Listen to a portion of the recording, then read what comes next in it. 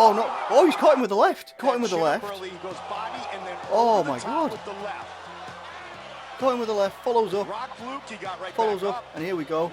And he hits him with another left. Hits him right down to the floor. Looks like he's out then. And right hand, left hand, and that's it. John McCarthy pulls him off. Oh my God! Michael Bisping is the UFC middleweight champion. Unbelievable. What the hell? 17 days notice. As you hear there on commentary, it's 17 days notice that Bisping took this fight. This is unreal.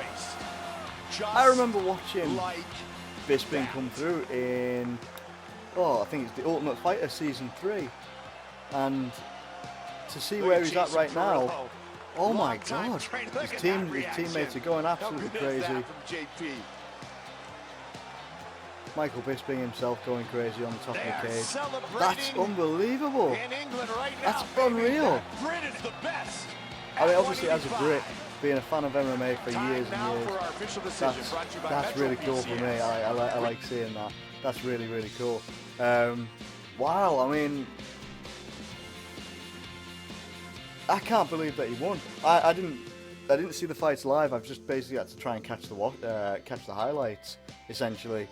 But I had managed to avoid the result, which was really, really good. Honestly, I thought Rockhold had this in the bag. I thought Rockhold in the first match that they had was pretty dominant.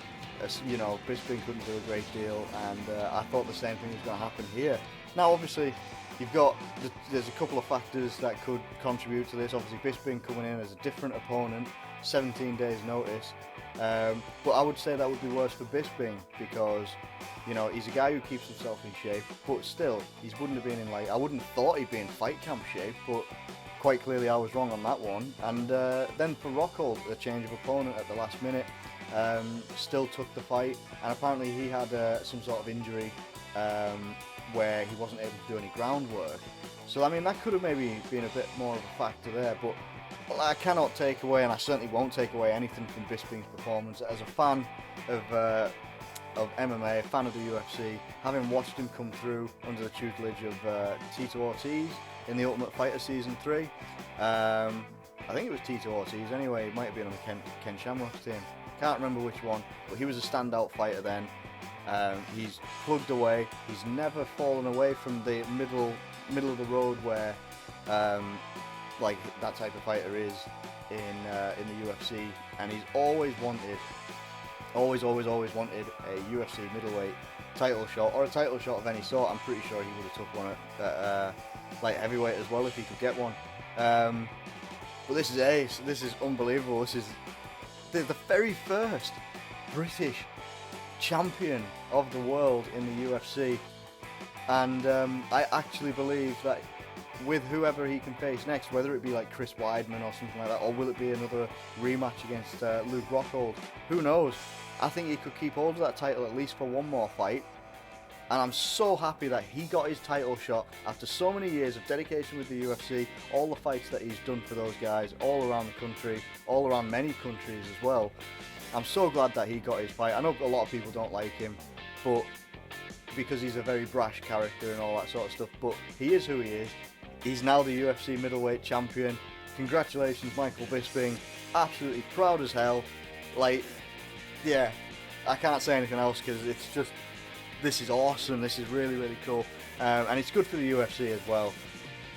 Oh man, that was really cool to wake up to and see that. That was really, really awesome. Awesome. I do plan on doing quite a bit more MMA type videos, especially with the rumour at UFC 200 that Brock Lesnar is going to be featuring on that card and has permission from the WWE to come back and do a fight at UFC 200 with no confirmed opponent yet. But if you have a look on Shane Carwin's Facebook, he'd love to take that fight and have a rematch against him.